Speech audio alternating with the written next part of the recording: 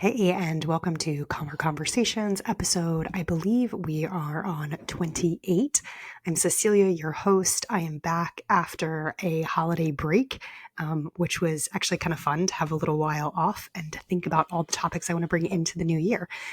So I hope that this is going to be airing about halfway through January. I hope that you are having an amazing new year so far. Happy 2025. This is the time of the year when a lot of people drop their New Year's resolutions. So they either drop them like the first day or they drop them about 2 weeks in. And so today I want to talk to you about how you might continue with these resolutions if you want to, and any support that I can offer you. So this is the time of year when a lot of people make changes, and I totally get the impetus to do that, right? It's a new year. You feel like you have a fresh start. It's kind of like doing it on a Monday or the first of the month or the first of a quarter. All of a sudden you feel like, oh, this is my chance to do something different. I will say that a lot of times when we're using a date, there can be this background thing. And I didn't even think about this until I started thinking about this episode a few minutes ago, or longer than that, about an hour ago, is thinking about how I'm going to become a new person on this date. And I'm not going to talk about that today, but just notice if you have in your brain, when the clock strikes midnight or on the first of the month or the Monday, this is my chance to become an entirely new person. That is something that's in the back of a lot of people's minds. It's one reason why you're probably thinking about giving up on your goal right now. And I saw this quote from James Clear, who's the author of Atomic Habits. If you've read that, it's like one of the main habit books that people read. And he talked about how if your goals, if they are about you becoming a new person, or becoming a new person doesn't happen overnight. Becoming a new person happens step by step. And I 100% believe that.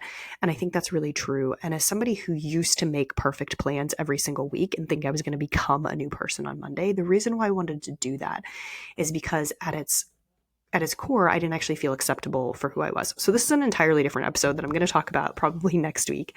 But I just wanted to sprinkle that in there. So if you're somebody who set this goal because you thought you were going to be a new person and then you'd be perfect and acceptable and wonderful and everything would go well in your life, just know that making goals from that place almost never works. And you're also perfect and acceptable right now. And if you can get your brain around thinking that you're perfect and acceptable right now, being in that place, you'll actually have an easier time reaching your goals. Okay, but what I really wanted to talk about right now, I just think it's important to have that aside. What I really wanted to talk about today is trying to force new goals, trying to force change from a place of action. Right now, you're probably thinking, duh, Cecilia, I'm trying to change my actions. Of course, I'm using action to try to change. Of course, I'm focused on action, right? Like, of course, that's what I'm looking at. And on one level, I really agree with you, right? Like, of course, you might use action to change actions. We're an action-based society. We really focus on doing. Oftentimes, if you are thinking about making a change, like for instance, maybe you want to get really strong and like have big muscles, you think, how do I do it? Right? If you want to become more organized or you want to stop procrastinating, your brain automatically goes to the how. What is the thing I need to do or stop doing to reach my goal? And on one level, as I just said, I'm 100% with you. Action is necessary oftentimes to get to where we want to go. And if nothing else, action is like something to do with yourself and your time. However, action is just one component of it. And in reality, the actions we take, if you've been paying attention to the episodes, this will sound familiar. If you're brand new here, this is a really amazing concept to start to bring into your life. The actions you take are driven by thoughts that you think and feelings you feel. So the actions are actually the downstream thing. If you want to think about this from a health perspective, they're like the symptoms, right? So the symptom of you hitting your hand with a hammer is that your thumb probably hurts, right? If you hit your thumb. The symptom, the thumb hurting, is oftentimes what we're trying to change or work on. But really, if you're still hitting your thumb with the hammer, it's going to keep hurting, right? You have to change the upstream action. And I'm not going to get into a whole medical thing here because we could easily have another aside. But just knowing that the actions, or thinking of your actions, what you're doing, so lifting weights, procrastinating, scrolling on your phone, drinking wine, not recording the podcast that you want to record, those are all actions or inactions that you are taking. And the actions or inactions that you're taking come from what you think and how you feel. So what you think, those are the lines of code in your brain, and they drive how you feel and they drive what you do. So for instance, if you do want to record a podcast, and if you do, the person who produces this, Haley, has a course. You could do that, or you could work with her. So I'll give a little plug there for her. And she's amazing, and her team is amazing. So definitely consider working with them if you want to. But if you want to be recording a podcast, if you have this amazing idea, you have this topic that you love talking about, and it's this goal that you have, and you're thinking of all the actions you need to take, like you need to enroll in Haley's course, and you need to buy the equipment, and you need to do all this stuff, right? Those are the pieces that make the podcast possible. But in reality, you have to address the thoughts that are in your head that are stopping you from recording the podcast right now. So for someone, that might be, I'm going to say something stupid, people are going to hear it, and it's going to be really embarrassing. Your brain, your primitive brain specifically, doesn't like to be embarrassed. Embarrassed means that you might get thrown out of your tribe, right? Which leads to death. And so it's going to keep you from recording the podcast because it doesn't want to feel embarrassed, and it doesn't want the potential consequences from being maybe found out by everyone around you, like a belief you have or some topic you're really interested in. So you can try and change the actions. You can try to force yourself to record a podcast. But the fact is, if you don't address those underlying thoughts, it's going to be a battle. Like maybe you can get one podcast recorded. Maybe you'll get two, or episodes, not that I get the episode podcast thing confused in my head all the time. You might record one episode, but you might have a hard time recording 10 episodes or 28 episodes or 392 episodes, right?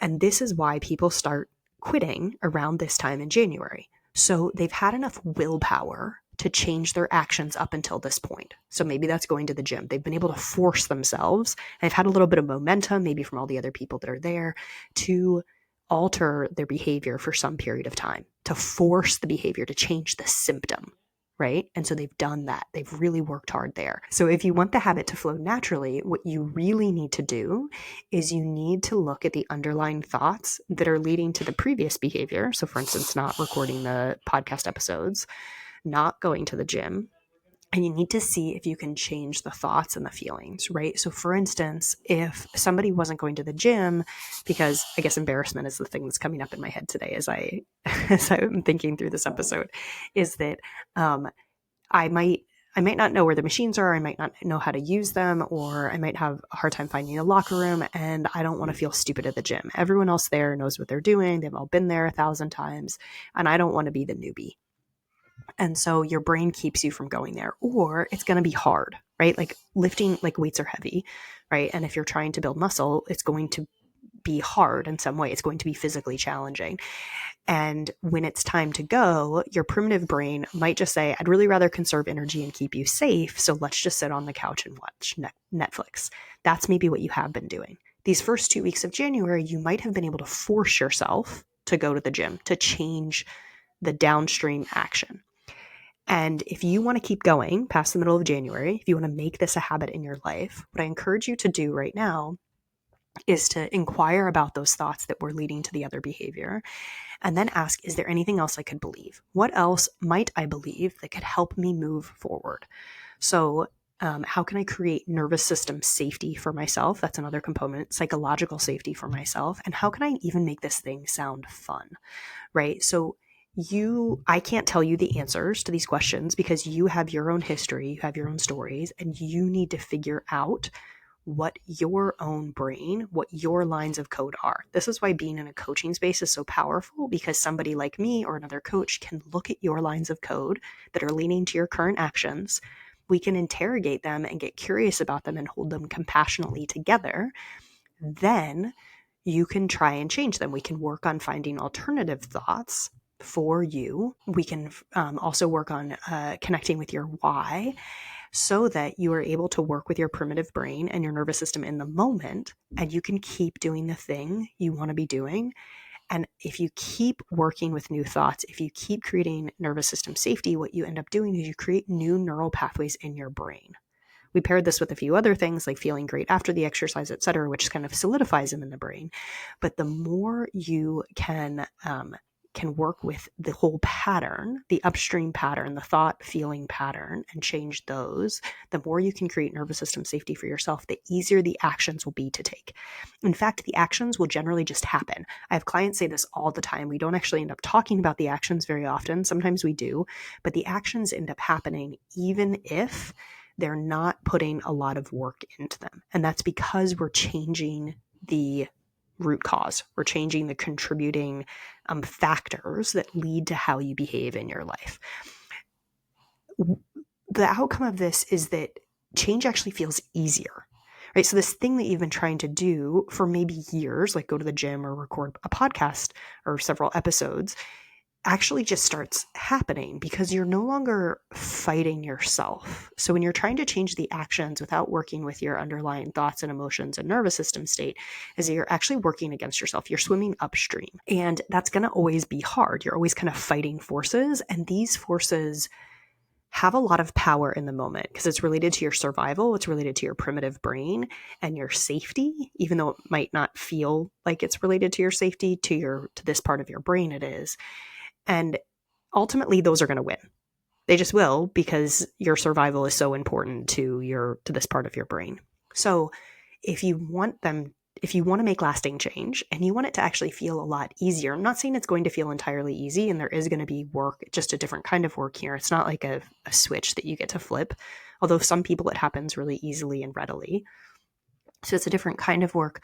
But what happens when you do this is that the change flows. You start going with the flow. You start working with yourself. You start working with your brain, and then the actions naturally come out of it. And sometimes you find that the actions you thought you wanted to take aren't the ones you want to take, but that's again a whole nother episode. So if you're getting to the point where you're feeling like you want to give up on your New Year's resolution, I encourage you, instead of using willpower to try and change things, that you look at your thoughts instead. And I will just say, and this is something that kind of frustrates me about the habit kind of change vernacular that's out there, is that if you just do something enough times, that it will become a habit. And I have found, and I'll even speak very personally, is that if I was doing something to work against myself, I could use willpower for a really long time, long enough that it should have become a quote unquote habit, but it didn't actually become a habit until I changed my thoughts around it. And so I think that if you're naturally working against yourself, of course you probably can create habits. I'm sure there are cases of it, but that it's actually very hard to do in general. Again, because the primitive part of your brain is so keen on keeping you safe. It's so keen on conserving energy that it really has a lot of pull in the moment. And no matter how many times you kind of use your willpower to override it, ultimately it's generally the one that quote unquote wins. Okay, so that's your little tidbit on how to get started or how to keep going this January, if that's where you are. I also want to give a little plug right now. In the middle of a 21-day challenge where I'm helping people use this method, working with your brain to make change in your life. And if this is something that you want support doing, this is an amazing way to kind of try this work out, to get a taste for it, to see if it's for you, to see if it's a way you want to keep working with your brain or start working with your brain. So if that's on your radar, if it's something that you haven't tried before, maybe you have tried, but you're looking for support in a different way, and for some reason I resonate with you, you like how I say things or how I work, come try this. There'll be a link in the show notes. You can join. When you join, you'll get access to the days before. You can kind of just start wherever you are, whenever you start. And I promise that if you stick with it, if you stick with this method, even though it's not forcing action change, you will see big changes in your life over the course of the 21 days and over a year. You will actually start to become the person you want to be, like the person who records podcast episodes regularly, or the person who lifts heavy weights and has big muscles. Whatever it is, you'll turn into that person. But you have to start with your brain first. You have to become the person in your brain. You have to change the thoughts you have around that action that are holding you back and keeping you safe, so that this comes easily. All right. I feel like I was talking really fast during this episode, so I'm apologizing in advance if that is the case. It's fun to be back. I found my microphone. I found my headphones, which is a little bit miraculous with little people. I still have a baby on me. If you're watching this, you can see little baby. She's asleep. Happy holidays. I hope you had an amazing time in December. I'm so happy to be back, and I'm thrilled to be working with you in 2025. All right, I'll see you next time. Bye.